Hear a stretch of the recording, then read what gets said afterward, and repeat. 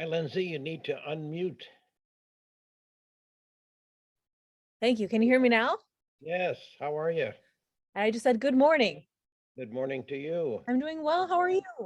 I'm doing fine. I'm in Georgia, South Yeah, I'm Georgia. Are doing you well. where are you? I'm here in Wisconsin. Okay. How's the weather? So, yesterday wasn't too bad. It was in the higher 30s, so Oh, good. walkable. But Good. it's been a little chilly, You know Yeah. how it is. Yes, How about indeed. Georgia? It's 50s and 60s, so I can't complain. So it's not bad at all. That sounds wonderful. Well, Sorry, gosh, smart. I Smart. appreciate your spending some time with me. I'll tell you what I'm doing. I'm writing a book that has as the theme, students might consider starting a business while they're in college because of all of the Yeah. different awards and support that the college gives. So I wanted to talk Yeah. with you about that issue, but maybe go back a little bit in your personal history. We are recording this. I hope that's okay. Yep. I saw that. Yeah, that's fine. Okay. Okay, good. Um, when you were in grade school or high school, had you thought about having your own business, or did you do stuff for money when you were young? It's funny when I talk to some of my fellow call us nurse entrepreneurs since but anyway, some of them really have some of my friends who have done an entrepreneurship in the nursing space. I was always pretty bold. I was just what was the word my mom used? Precocious. Uh-huh. Um, but I really hadn't, I don't know if I ever considered starting my own business at that time. I was involved in fundraising for my sports teams and things like that, but Uh-huh. it wasn't until it was kind of a slow progression into, if I want to get this done, I need to start a business. Uh-huh. Did So you have a it lemonade was a slow. stand when you were a kid, or did you I sell actually cookies? I did. You know what? Uh-huh. Actually, now that you mention it, yeah, I went, especially with people. I've always been a very teams orientated person. And so, I would hang out with the kids in my neighborhood. And one of the things we did, I remember us being very proud when we Uh-huh. sold lemonade for 50 cents a cup. And we ended up getting $21 and then we split it between the three of us. Wow, great. $21. That was a big deal as a kid. Yeah, yeah, that's great. Well, that's your first entrepreneurial effort. Tell Guess me, so. Yeah. how about high school? Were you involved in any kind of activity? Um, I was, I was very much geared to, I guess, leadership. So uh-huh. I led clubs. And so I led clubs. I was involved in certain organizations, and I typically kind of, again, I guess precocious. If you've worked with me or if Brian watches this video or anything, sometimes I kind of like, okay, nobody's leading. I'm going to step up and I'm just Yep, like, all right, so this is fill the void. how about this plan? And then like start, and then in college, the same, became the president of one of the largest clubs on campus. And it was a small campus, but, and grew Where it. was And this? this was in Waukesha. This was I I was going to go to Minnesota, but my mom lost her job. And so Oh dear. we're like, well, you're on your own. And so I was like, Yep. all right, so I'm going to UW Waukesha. And then I got involved in my nursing school and so on and so forth. But yeah, so it was a small college. Um, but became the president of the club for 2 years, one of the clubs for the 2 years, and we grew it. We grew its membership about threefold and Wow. built out teams and rehashed how we were going to do the budget because they were spent. I was like, well, what's our mission and our vision? Uh-huh. We're not going according to our mission and our vision here. Let's reallocate the funds because we're spending it all on this one event, but we can reach more people if we do more events. And we kind of re-strategized. And so I guess that also was kind of maybe an indicator. Uh-huh. Did you graduate from Waukesha or did you transfer? Yeah, since it's only a 2-year school, I got my bachelor's, but it was a program that was between UW Waukesha and Columbia College of Nursing. So it was a Oh. four, yeah, 4-year total. But it was a both small schools. Uh-huh. Mhm. Now, What happened after you graduated then?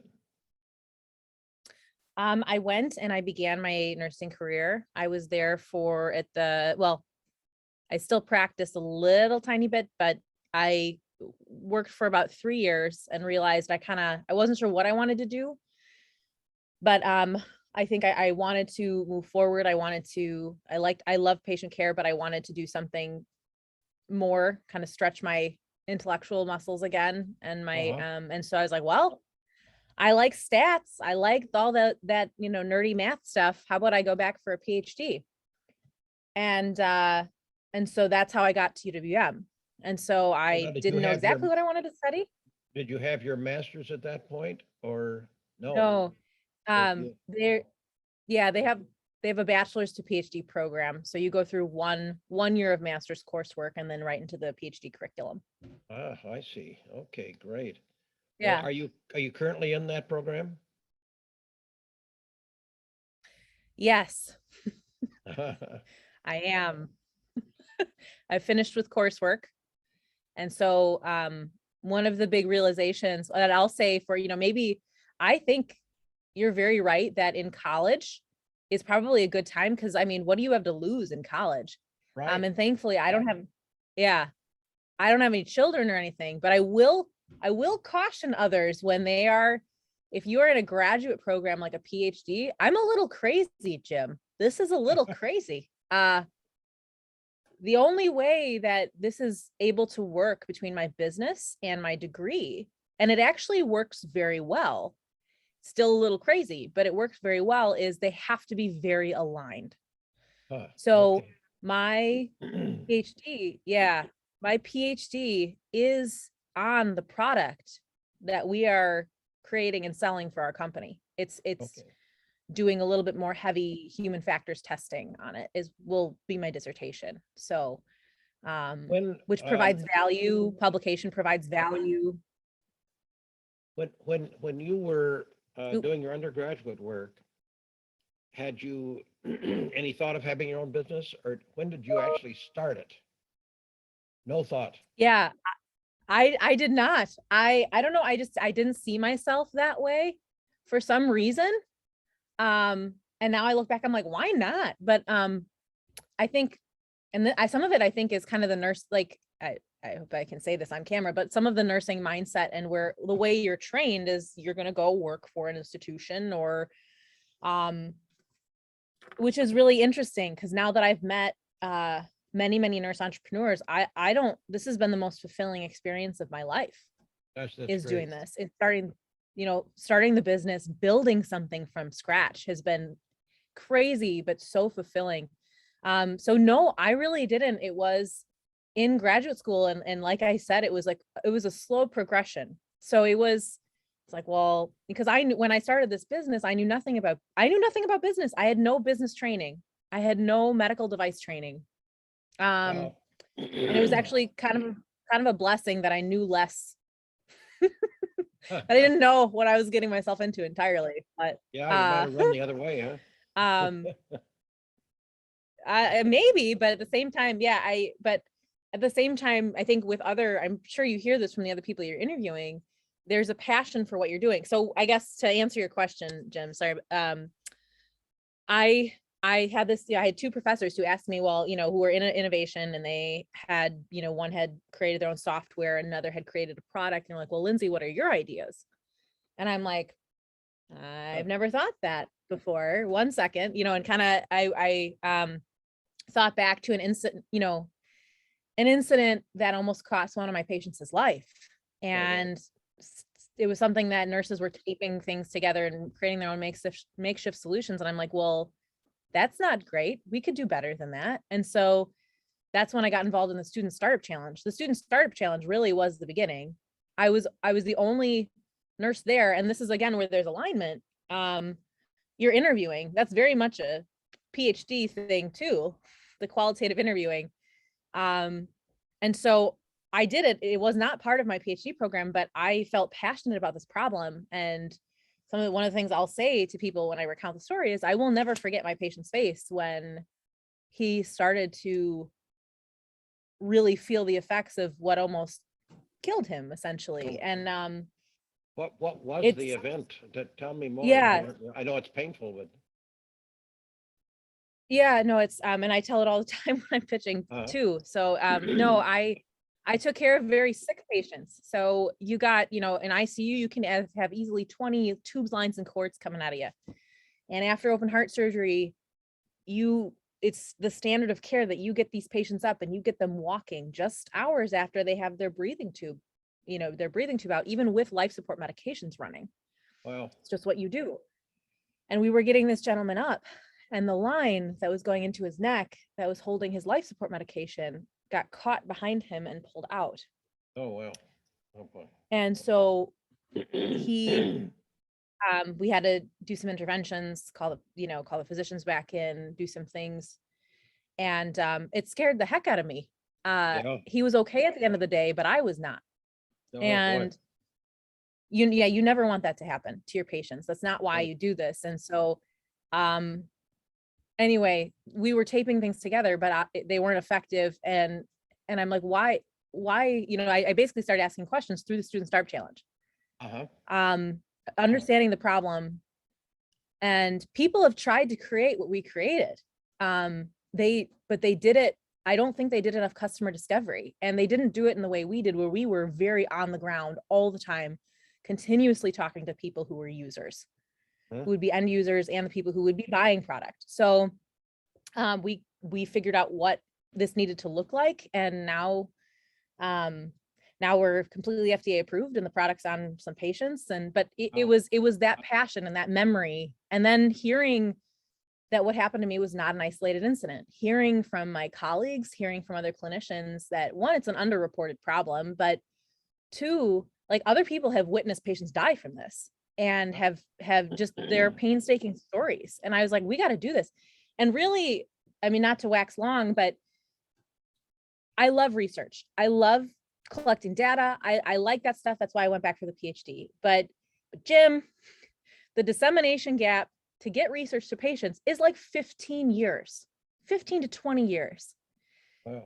And I realized, as I continue to tinker and continue to work on things, that the only way that this was really going to get to my patients in a reasonable amount of time was through the market, like through commercializing something. And you need data for that too. You need market research. You need, and that's how we got our funding, was because we collected data. So it's an interesting but odd alignment between the PhD and it was very much a shift in mindset and a lot of trial by fire and learning, because it's a whole different skill set, the business stuff. And it's not something that we're taught in nursing school at all.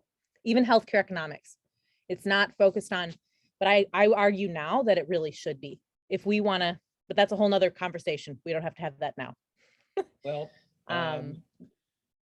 let's see, when did you first get introduced to the Startup Challenge, and how did that happen? Yeah, so it was it was those two professors were, hey, what are your ideas? And I thought about it. I started drawing things. I started and one of the professors said, hey, why don't you submit this to the Research Foundation? I'm like, they can see if it's worth patenting. I'm like, okay, sure. So I submitted my drawings and my descriptions. Jessica Silvaggi approached me, and then Nicole Powley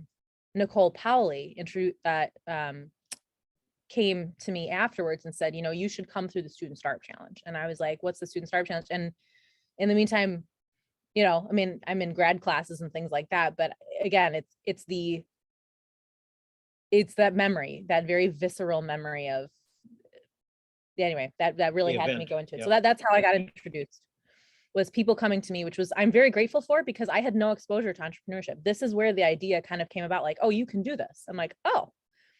And now that I'm in these entrepreneurship groups in the healthcare field and meeting these people, it's like, we need to spread the word. Like, what? Yeah. Not something that nurses usually think about, but it's very possible and it's very powerful. So anyway. Well, in the past, there have been some nursing students that have taken the entrepreneurship course that I teach. But it's good. Pretty rare. Good. Pretty rare. Yeah. And I was surprised at that.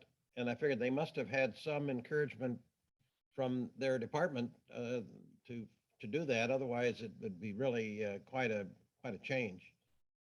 Sure. But I don't know what's going on now, if anything, to point the nurses toward that. I know Dr. Akanel Telsma is working on some things. I don't know exactly what, but I know she's working on some things. And there are some things moving forward. They're trying to teach more about innovation, teach more about design thinking and things like that. But I don't know exactly the status. A lot of my involvement in innovation on the nursing side is more at a national level now. So with like this week we had our one of our meetings for the Innovation Advisory Council for Technology and Devices through the American Nurses Association.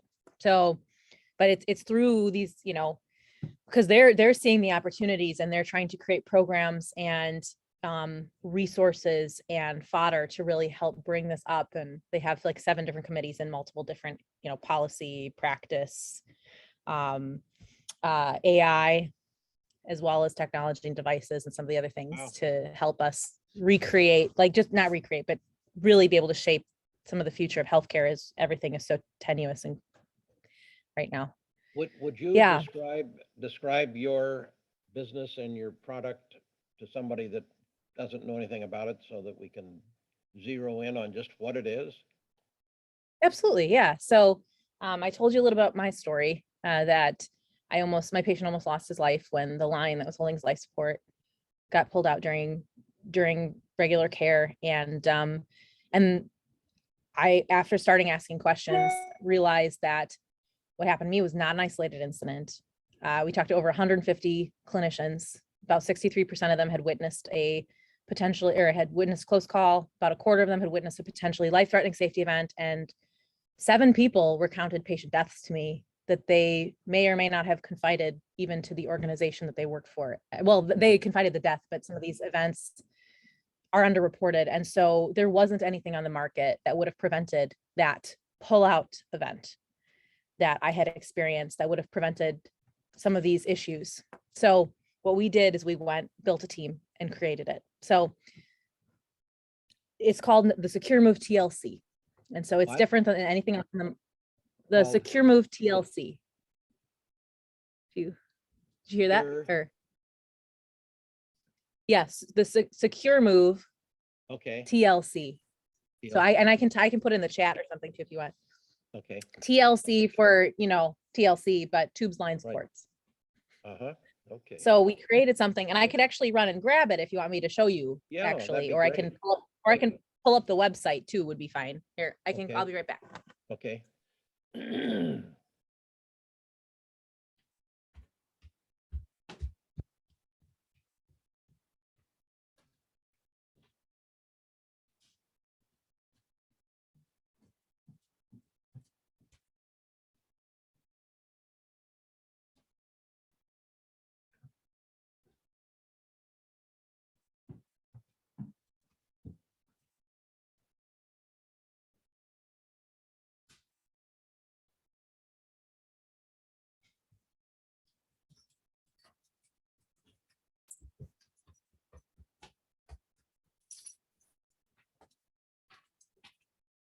I'm back. So Okay. we created a product that's different than anything else on the market in 3 key ways. So 1, it prevents against pulling and dislodgement. So the event that I told you about that almost cost my patient his life. So normal devices on the market right now break between 4 to 9 pounds of pull force. Our device can take on average 80 pounds of pull force, and often more, which when you have a nurse falling into a line, when you have a patient kind of falling back quickly and you have to catch them, or if you're sliding someone over, that 4 to 9 pounds is nothing. You Right. need something much more robust. And that's where ours can protect the expensive equipment and the patient in a way that nothing else can. Okay. Second, it's made to be very versatile. So it's very lightweight, can be put on a patient's arm, it can be put on a bed rail, it can be put on an IV pole, because you need different things depending on what the patient needs. And then it has 8 different grip channels for multiple different tubes, lines, and cords. So Another thing that makes it different is it can organize more types of cords than anything else on the market. And it can move with the patient that way. So I could list the cords, but just about anything you'd need to throw at it, it can handle. And then it also has another feature that we, from customer discovery, we found was needed because people were taping things together for that problem too. And then it was designed around the incidences that clinicians were having with patients. We designed it around the safety events we were hearing over and over again. And so it's made for mobility, it's made to be versatile, it's made to be able to accommodate more tubes, lines, and cords than anything else, and actually protect those tubes, lines, and cords and the patient. So I could put it on, this can go on my arm, this could go on the bed rail, like I said, this could go on an IV pole and a lot of different surfaces. However, notice this line, I'm gonna give it some slack, just to give you, if this pulls, there's absolutely no tension on this side. So if some significant force hits the line, instead of it ripping out of the patient's neck, or instead of things pulling off, or the oxygen pulling down and kind of, the force is going to hit the device, not the patient. And that's kind of, we pulled together a conglomerate of a couple problems, but that in its essence is the device, the Secure Move TLC. So it's pretty simple to use. Do you have a patent? We have multiple patents. Do you? Yeah, you have to. Did UWM help you with that? Yeah, so they have they're the main area for, well, the utility patent we have is through them. Okay. Do they own it and you have a license? Yep, that's correct. Yep, that's the way it works. Okay. And that really was an enabler because they're very expensive to do it. And so they footed the bill for it, but you have the use of it, even though you don't own it. Is that a problem? Yes. Yeah, it is a problem. Well, we have an exclusive license. So right. As long as we can partner with the right people, and oftentimes that's how people work, is through, there's good technology that's created at a university. And so as long as it will work okay for a merger and acquisition, or, that's something that is to be determined. Because, and the partners that we are hoping to work with will be okay with it. We've gotten, investment funding and things, because it's oftentimes it is what it is. You know what I mean? Well, like, I'm working it's not with, unheard of. Working with a professor in engineering, and we have applied for a patent, and we chose not to have the university own it. And it's probably as much ignorance as anything else, but we thought it'd be better for us to own it. And so far, we're at about $15,000, and probably it'll be $20,000 before we actually get it. So it's a lot of money, going to something that maybe we didn't need to spend it, Well, so here's the other thing. And so this is where I want to caution, because I know you have connections to the university. If you go with the university, you will pay them back tenfold what you paid for the patent. How is that? Do they bill you? Or when you license it, if you want to get an exclusive license, there's certain agreements you have to come through, and I can't discuss the terms of our agreement. Sure. And we've actually gotten pretty favorable terms with the university. But definitely what I usually say is definitely ask them what they bring to the table. Because if you want to start a business and move things forward, if they're getting equity, what are they bringing to the table? Always ask. And, with licensing, you'll pay them, you may end up paying them something per each device that you sell. Also, you may end up paying them, if you are acquired, a certain percentage, or they may have an equity stake. So if they have an equity stake, what do they bring to the table is a really important question to ask. Do they have an equity stake in your business? I don't know if I can, I don't think I have to look at my contract if I'm allowed to disclose. You may not, okay. I think we have to keep some of that secret, but so for instance, our design patents are through us. And if there's other, if there's other patents, especially because, a patent is a small portion of a cost when you're doing entrepreneurship. Absolutely. It's not, Ours is going to be a pretty expensive patent by the time the utility is officially, because we've had to go back and forth with the patent examiner quite a bit, and we are paying for all those patent costs, so we're paying them back anyway. Oh, really? So So you don't have the patent, it's still pending, and you've got the examiner looking things over and coming back with stuff you gotta answer and all of that. And there's a fee every time you do that. Fee to the patent office and we fee to pay the for all, attorney that works with it. we pay for all those. Yeah. Yes. Okay. So it really isn't, I was of the understanding that they paid for all that, and then over time, maybe they'd get it back, but that's not true. They actually get some costs as you go along, that paid for by you as opposed to the university. Yes. So I definitely just, what I always say, it can be very advantageous if you don't have money and you don't know, like at the beginning, I didn't know if I wanted to start a business or not. They paid for the patent costs and everything like that. However, definitely ask about what they typically do when they want to work with you.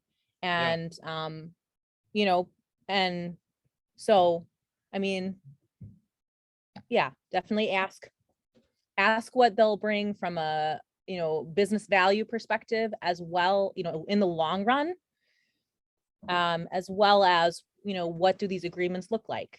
Yeah. Each university is a little different too. I have heard, so yes, that's my, Do they own a piece of your business?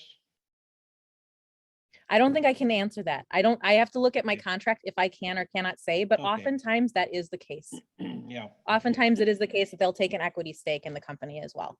Well, So, what we did is we gave them a piece of our business. It's not worth anything right now because the business is not really developed, but we gave them a very small piece of the business. And our engineering Okay. professor wanted to do that. I didn't know straight up as to whether we should do it or not, and they weren't pressing us for it, but we did it. Now, we have our own patent pending, not theirs, so that will be ours, and as I say, we'll probably be at 20,000 by the time we get it. If we're on the second round of patent examiners questions, I don't know how many more rounds we'll have, but Okay. we'll see. Yeah. We may, Yeah, and we'll we may see. be getting another patent on a different part of the product, and we don't have any Good. revenue. That's great. No revenue yet, so it's all Sure. money going out. But even, yeah, but I mean, it depends, like for med device, to even oftentimes for a partner to consider, like a larger partner to consider working with you, one of the first questions they'll ask is, do you have a patent? Right. Do you have multiple right. types of patents? What type of patent, Valid. and so I think I'm not sure what other industries are, but we are also, we've gotten investment, but by the nature of the regulatory process and all of that, we're just hitting the market with our device. And so we are not revenue positive yet, but this year, Okay. that's the plan. Did you get involved in the Natural Science Foundation? I forget what it's called. Where you do ICOR. ICOR, yes. Did you do that? ICOR, yes. Did you do Yes, I did. The 30, 40 interviews or the 100 interviews or both? I did the 30, 40, but then we kept going with interviews. So I did on your 40 own. interviews in the Student Startup Challenge. Mhm. Yes, well, so I did, I did 40 in the Student Startup Challenge, another 40 with the ICOR program. And then that was the fodder to get us into the Wisconsin Economic Development Corporation Idea Advance grant and accelerator program. So we went through both Okay. phase 1 and phase 2 of that program. Oh, you did? So Which- that's big money. The phase 2. Yeah, at the one is time, usually especially, small yeah. money, but phase 2 is big money. Well, so the $25,000 at phase 1 really helped us get off the ground. Like that was the first, I mean, so we had gotten a small grant from the Research Foundation, which was amazing to help with prototyping. And then from Student Startup and ICOR, you get a little bit of money, but the $25,000 really helped launch us forward. And it's good because they give you money at certain milestones. You need to meet certain milestones. You have to earn it. Okay. So Yeah, and Now, phase and 2 as well, same you thing. got a phase 2. What was the dollar amount for the phase 2? Yeah, so it was about $50,000 for the phase 2. All right. Yeah, so 25 and then Those are the 50. grants. That's all of the grant money that you've gotten. No, we have gotten $165,000 in grant funding. Okay, great, great. So, yeah, so between the Wisconsin Economic Development Corporation, some of the, we got a bridge grant through the Research Foundation as well. We've gotten a Advancing Healthier Wisconsin grant. It was $45,000. We got We're All Innovating, the We're All Innovating grant through the Wisconsin Economic Development Corporation. And really, the Wisconsin Economic Development Corporation has been a big help. We got a SBIR. Well, so we didn't get our SBIR or STTR. We were very close, but then we got investment funding, and you can't take an SBIR if you've gotten investment funding. Oh, So really? it was either, Huh, yeah, I didn't once know you've that. gotten, so yeah, for the SBIR, they asked us to revise something that we're like, oh, we got this. Absolutely, not a problem. It was around FDA stuff, and we knew what we were talking about, but by the time we resubmitted, we would have gotten investor funding, and then we're disqualified. Huh, I'll be darned. I So, didn't realize that. yeah, so that was a little bit of a bummer, because that would have been $250,000 Yeah, maybe. yeah. Money. That would have been great. So how did you get introduced to the private equity? So we worked with Lauren Peterson pretty closely, actually. Uh-huh. And yeah, we worked pretty close with Lauren Peterson, introductions, people we knew. So we started going around and pitching, but we were funded by the Winnow and the Winnebago funds, out of the Badger Fund of funds for our seed round. Yeah, and then one angel who we just knew.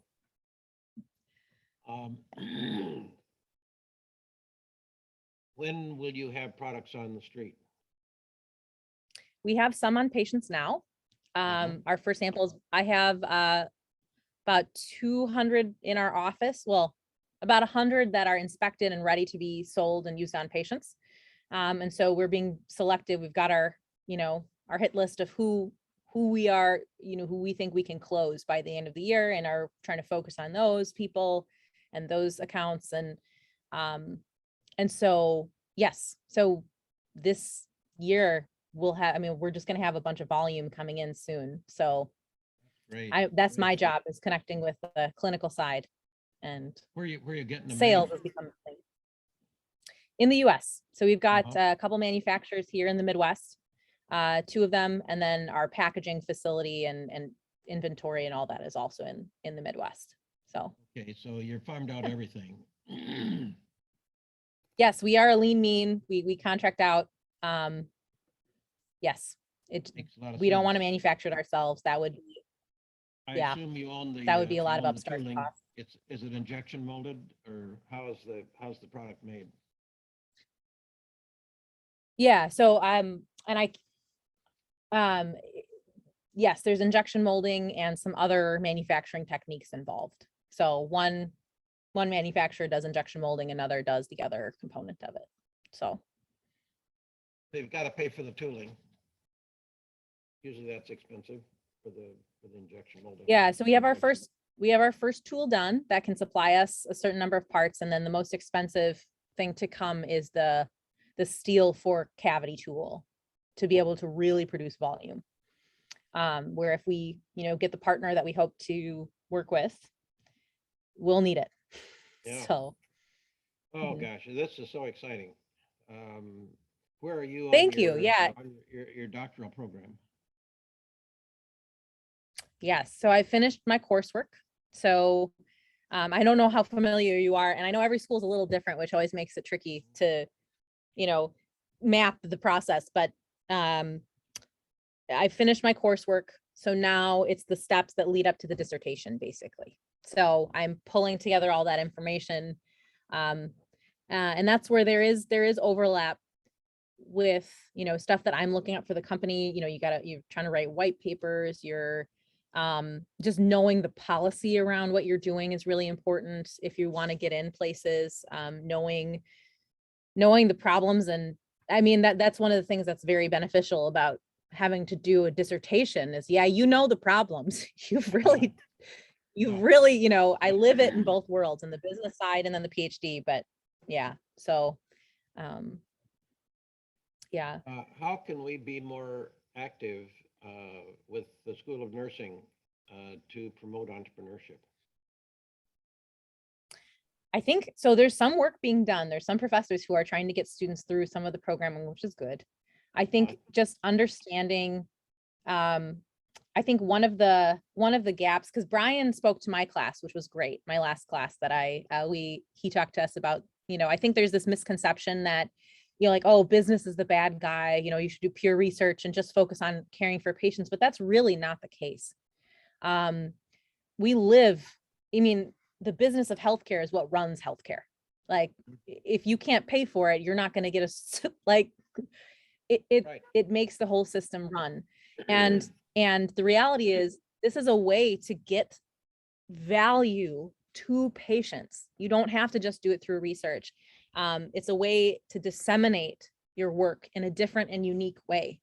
And it makes you a more powerful, I'd say, clinician, because you can argue better for your patients. If you can make a financial argument as to why the hospital should change a behavior, purchase something else, or like, that's something that is really needed. Like, I know there's a health economics class, but since I'm very involved now in a lot of nurse entrepreneurial spaces, I can tell you that there's a gap there in understanding healthcare economics and the way that the system runs and the business behind it, so that we can get important things move forward.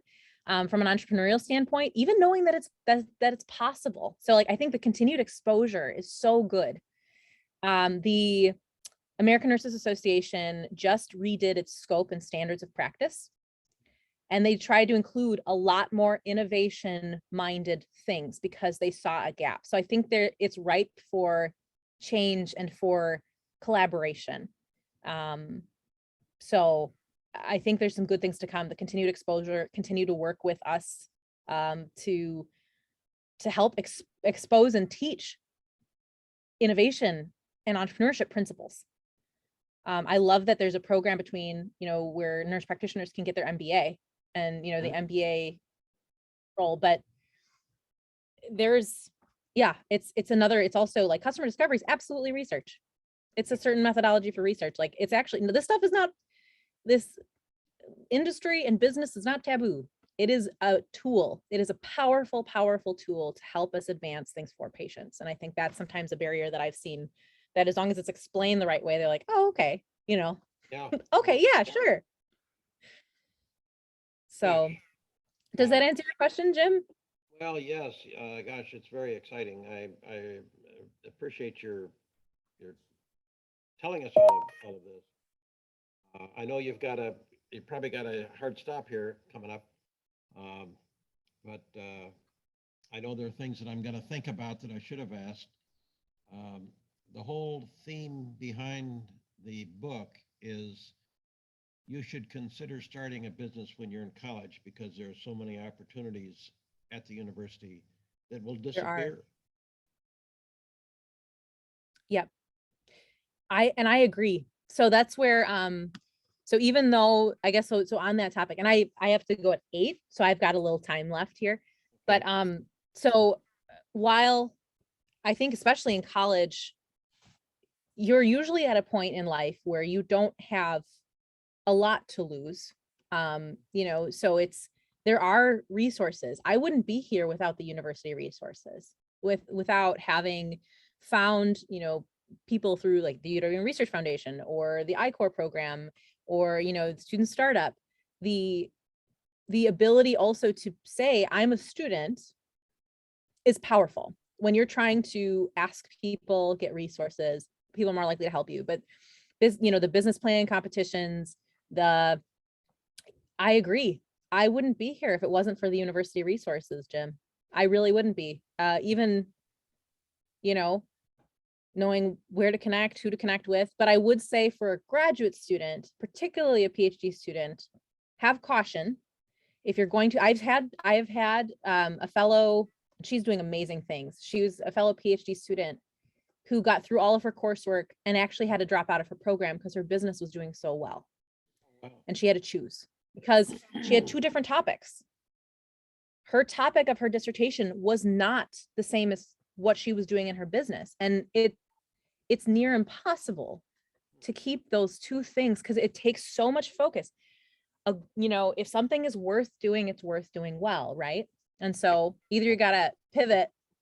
I pivoted. I was like, all right, if I'm going to do this, I got to make my PhD about my business because I'm passionate about that. It just makes sense. And thankfully, UWM, the nursing college, they have been so flexible, supportive. I think in a way that some schools would not be. And so again, I think that's another big win for UWM and for the things that need to happen or that I think should happen. To bring entrepreneurship and innovation into programming and just enriching both sides, both schools. So yeah, definitely align. It's you have to align. Even then it's still hard, but there's enormous benefit. Where when I sat in a room with some people who were some important people that we wanted to impress for potential partnership, I was the one, because of my PhD program, that knew about the policy implications, that knew about the literature, that knew about some of the things that they started asking. And then you have an opportunity to make yourself an expert from a PhD standpoint in that area that you are trying to do business. You're establishing yourself as a leader, as an expert. It's if you do it right, but it's going to be really hard if they do it, but they can do it. And I one of the things that I'd like to do, Jim, is maybe someday is kind of a pipe dream. I don't think it's a pipe dream, is work with some graduate nursing schools to help develop a program around products and around the industry product side of healthcare too. And that could very well go into a business thing but that would be after we sell the business and everything's kind of focus on that right now. But well, what should we in the business school be doing to help foster this whole thing? Where should we be more active?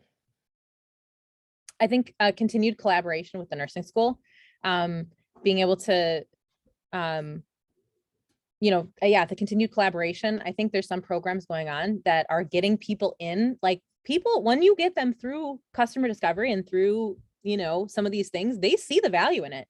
Mm-hmm. It is qualitative interviewing. And one of the things is like aligning those values. So for instance, you want to publish a paper, why don't you try going through I-Corps, collecting your data that way, and go ahead and publish your paper? Or one nurse practitioner that's a friend of mine went through I-Corps, and that's how she collected her data for her thesis that helped her graduate.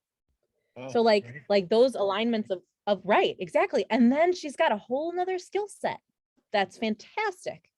So I think, does that answer your question, Jim? Like aligning, collaboration, there's some really good things happening now. Keep it up. Who at the nursing school should we be interfacing with all the time on these issues? So Brian knows Jennifer Kabichu is our healthcare economist. She's in your corner. She's gone through I-Corps and she's like, this is fantastic. She gets it. That's why she had our class go and actually have Brian do a lecture for us. And kind of talk about we talked, Brian and I talked about this afterwards, like just helping break down those barriers of like, this is interdisciplinary collaboration. Just like you would at bedside with your other clinicians, this is interdisciplinary. And that's a good thing, using that word. So Jennifer Kabichu, I know Dr. Akanel Telsma is working on things. Dr. Jennifer During is on my dissertation committee, DOERING. And she's the one who has created I won't go into her product right now, but she created a product to help lower co-sleeping deaths of parents and for their children. And then Gina Holt, Holt, and Gina, Jeana. And there are other people that they're overall, I found them to be fairly open to it. They're Uh-huh. flexible. I really appreciate the people in the nursing college that I've interacted with. So Great. Okay. Mhm. Well, super. Um, Mhm. I may think of other things, um, of questions, but this is really helpful. You know, Good, good. uh, I find that of the freshmen in the business school, about 20% have thought about having their own business while in college, which is very high. I was surprised. Yeah. And I'll be asking them again. I do a lecture for freshmen each semester, and I'll be asking them again, see if that number changes. But the other 80% should think about it because it's a real opportunity while they're in college. So that's what I'm It hoping is. to encourage people to do. Well, great. Gosh, Yeah. well, thank you so much. Yeah. I'm Um, glad I could help. Thank well, you you for sure thinking of me. have, and best of luck with your product. Sounds like you're really on the launching pad now to make it go. We're excited. We're really excited. People, we've gotten this in the hands of clinicians. It's actually now been used on a couple patients and we've gotten really great reviews. And so now I'm like, all right, I'm waiting to have Ready enough to go. product to send out, and really I'm excited. It's weird. It's crazy to see the fruition of this when my first prototype was out of Sculpey and twist ties. And now it's actually an FDA approved Wow, medical what a device. milestone. That's fantastic. It's Did crazy. you get involved in the Lamakia New Venture Business Plan competition? Did you enter that competition? Um, I did not. I forget which one you have to have a business student um, to do That's, it. There's a I couple of think the that's the business. Scheinfeld Seed Fund. Okay. But I think Lamakia, I think anybody, I think anybody can do that. In fact, you could still do it. You Okay. probably have other fish to fry, but Do you know uh, how much is the award for it? Because I'm um, creating a business plan for some other things anyway. yeah, I think the Like, top one is $8,000, something like okay. that.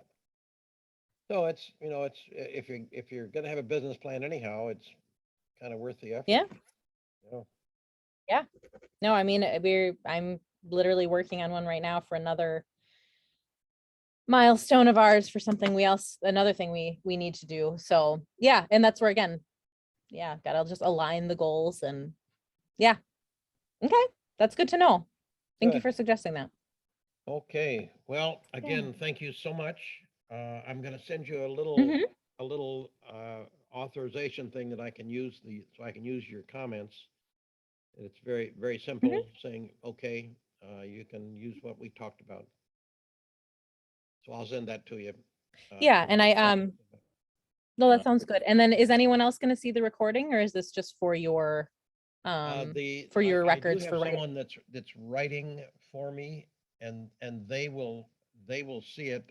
Okay. Um, but that's the extent of it. That they'll use that information to help me put some of the words into the chapter that would talk about students getting support at universities and stuff like that. So I Yeah. don't think you've Okay. disclosed anything that would be a problem that I could tell.